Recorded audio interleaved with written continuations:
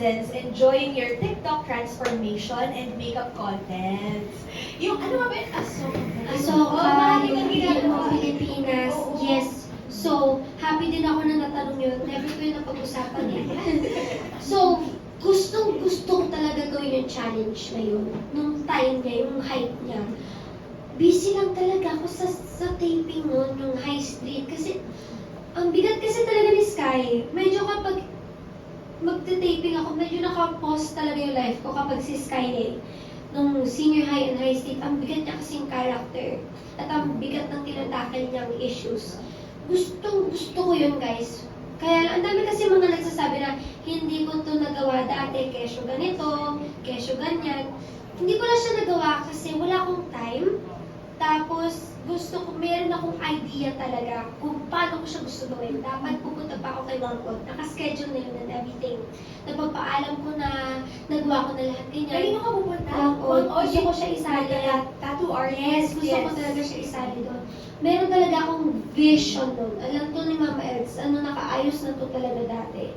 Hindi lang kinakaya kasi.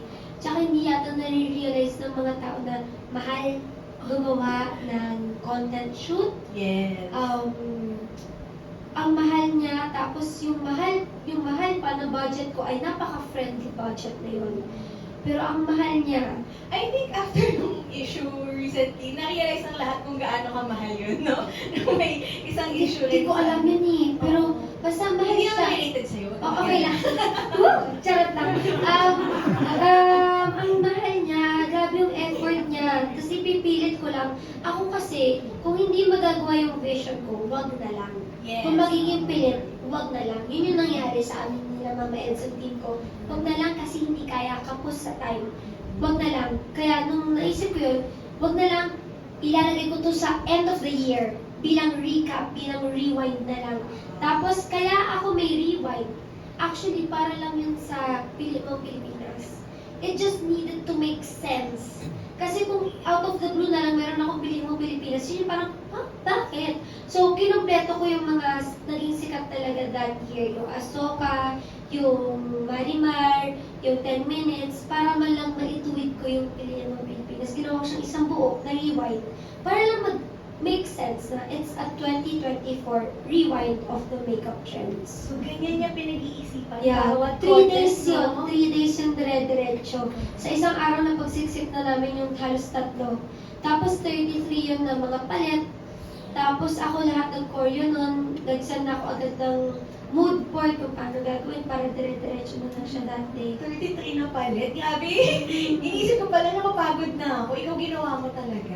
Tapos wala pa kami tulog nun, parang tapos kami mga 1 na or something. Diretso kami, Zambales, para punta doon sa Marimar.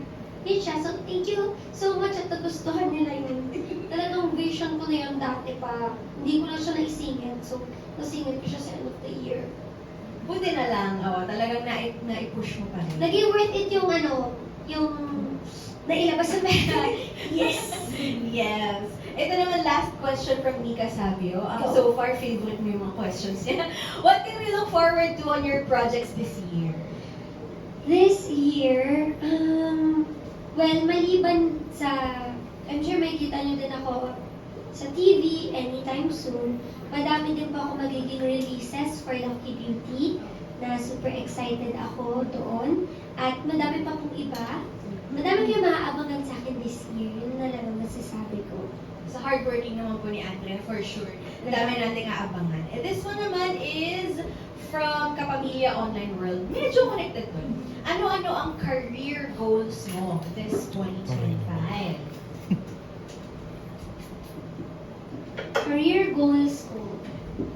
Ewan ko, tulad ng napag-usapan natin na mahilig ako sa music. Ewan ko, siguro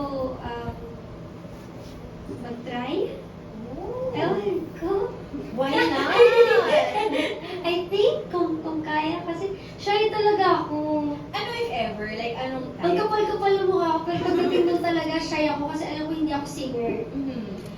At lalo na ang standard dito sa Pilipinas, singers tayo lahat mga Pinoy, di ba? Tapos talaga ang magagaling, talaga mga pirit, ganun. Hindi ako talaga yun. Bare minimum lang talaga yung kaya ko ibigay sa may passion talaga ako for music. So, Anong genre, if ever? Anong yun na-picture din mo? kasi ang mahirap. Hindi din ako nung wala may papasok din ako. Tatanggapin din yung genre ko sa music kasi lumaki ako sa parokya. So, rock, go rock! Ganon! I love parokya so much. Magpe-play sila sa wedding ko. Oh, Kailangan, sabi ko na yun sa kanila. Sabi ko na iipunan ko kayo. Talaga? Wedding ko at saka birthday ko. Pag-iipunan ko kayo talaga. So, doon ako lumaki. Medyo playful, medyo ano. Tapos lumaki ako sa parokya and Taylor Swift. Okay. So, kung pag-iisipin nyo, paano yun? Si Taylor Swift, ang songs ni Taylor Swift lagi tungkol sa relationships.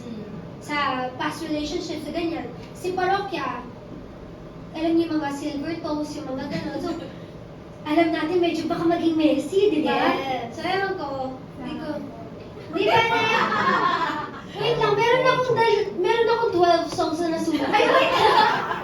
So, ewan ko, kung Ay, do you write songs I also? do actually. Oo, meron ka na mga ilan na yung nasulat. Totoo ba yung 12? Sample. More than 12. I have like 20, I think. Request ka Pamilya Kingdom. Sinimulan niya yung pagsusulat ng kanta. 20, nung naglabas si Olivia Rodrigo ng album. Oh. Tapos, fan ako ni Olivia. Na-inspire ka doon? Narinig niyo yun? Fan ako ni Olivia.